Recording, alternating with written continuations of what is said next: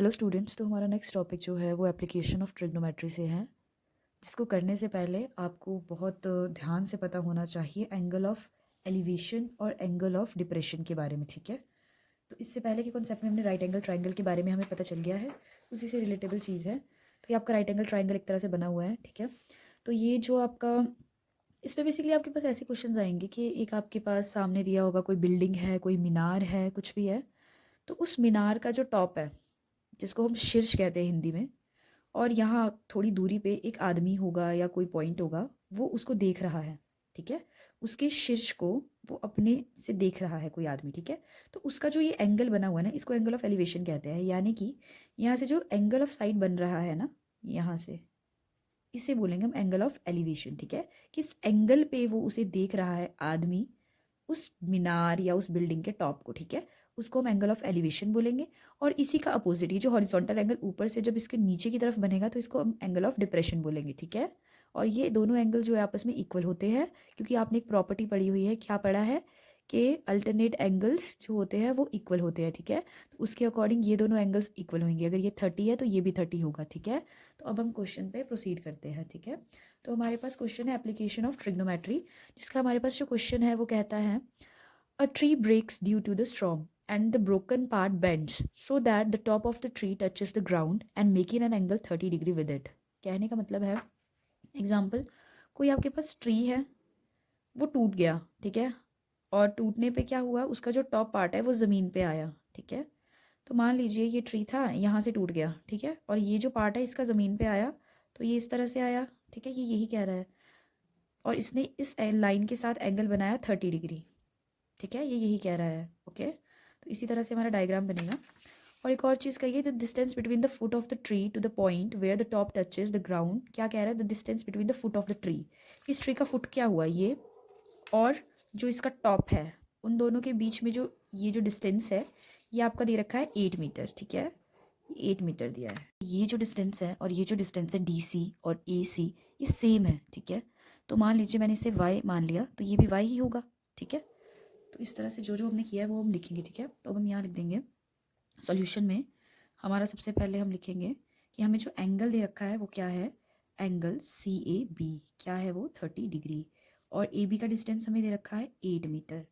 And हमने मान लिया है, तो लेट किया है हमने DC इक्वल्स टू वाई, और यही DC किसके ऊपर है, AC के इक्वल है। ठीक है, तो ये इतना है हमारा। तो अब हमें करना क्या है, हमें यहाँ पर दे रखा है 30 डिग्री, है ना, और हमें निकालना है इस height of the tree. Height of the tree दो हिस्सों में बंटा हुआ है, B से लेके D तक। We have to find BD। ठीक है, BD हमने फाइंड करना है, और BD जो है दो हिस्सों में बंटा हुआ है। तो फिलहाल आप क्या कीजिए ना, इसे भूल जाइए, क्योंकि अगर आप ये निकाल लोगे ना, तो यही तो ये होगा, है ना। तो पहले हम इसको निकालते हैं। ठीक है, इसको निकालने के लिए हम उन्हीं ट्रिग्नोमेट्रिक फंक्शन का यूज़ करेंगे। ठीक है, जो हमने पढ़ रखा है। तो अगर हम ध्यान से याद करें, तो हमने जो देखा था टेंजेंट और साइन कॉस, ये सब, उसके अकॉर्डिंग हमें इस एंगल के सामने वाला क्या होता है, परपेंडिकुलर, हमें परपेंडिकुलर चाहिए, और गिवन क्या है, बेस। तो ऐसा कोई फंक्शन देखिए, ट्रिग्नोमेट्रिक फंक्शन, जिसमें परपेंडिकुलर और बेस यूज़ होते हो। ठीक है, वो हमारी यहाँ हेल्प कर देंगे, सिंपल। तो अगर हम चार्ट के अकॉर्डिंग देखें, तो हमने देखा था कि जो टेंजेंट है वो P/B होता है, तो वो हमारी हेल्प कर लेगा यहाँ पर। ठीक है, तो मैं लिख देती हूँ। तो पहले मुझे ट्राइंगल मुझे शो करनी पड़ेगी ABC। तो इन ट्राइंगल ABC, ठीक है, ABC में मैंने क्या देखा कि जो मेरा एंगल है ये 30 डिग्री, वो मैंने tangent 30 degree equals to perpendicular upon base होता है। परपेंडिकुलर क्या है मेरा यहाँ पर, BC, इसके अकॉर्डिंग यहाँ तक ही देखना है। ठीक है, एंगल के सामने BC is perpendicular and base is AB। Tangent 30 आपको वैल्यूज लर्न करनी पड़ेगी, 1/√3। BC क्या है पता ही नहीं है, तो उसे एज इट इज़ रहने देते हैं। और AB क्या है हमारा 8। ठीक है, तो यहाँ से 8 हम उधर ले जाएंगे, तो हमारा BC निकल गया 8/√3। ठीक है, ये हमारा BC निकल चुका है। अब हमें ये निकालना है, तो हमें कोई ऐसे ट्रिग्नोमेट्रिक फंक्शन का इस्तेमाल करना है जिससे हमारा ये हाइपोटेन्यूज निकल जाए। और या तो बेस का हेल्प ले लो, या तो आपका इसका हेल्प ले लो, परपेंडिकुलर का। ठीक है, लेकिन उसमें हाइपोटेन्यूज इंक्लूडेड होना चाहिए।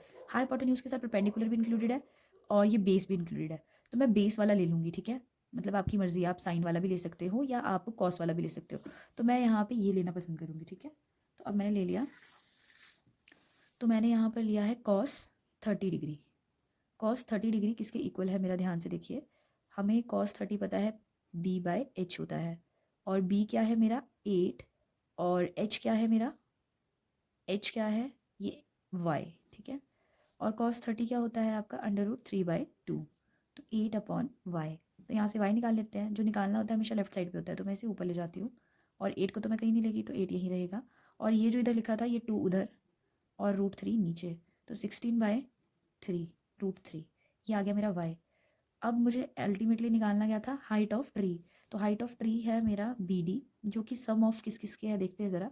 तो BD जो है मेरा सम ऑफ DC और CB के है, देखिए DC और CB, ठीक है।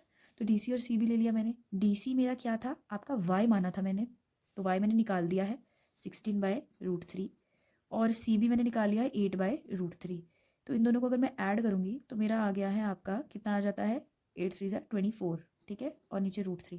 आपका आंसर यहीं ख़त्म हो सकता है, अदरवाइज़ आप इसको आगे रैशनलाइजेशन कीजिए तो आपका ये आ गया 24 × 3 और ये नीचे आपका ये आपको पता ही होगा, अगर हम इस तरीके से इसका स्क्वायर करें तो ये कैंसिल हो जाता है, 3 आ गया, ये 8 हो गया, ठीक है। तो हमारा अल्टीमेटली आंसर ये आ गया 8 × √3 मीटर, ठीक है। तो ये हमारा डिस्टेंस ऑफ ट्री है। इसी के साथ हमारा ये क्वेश्चन कंप्लीट होता है।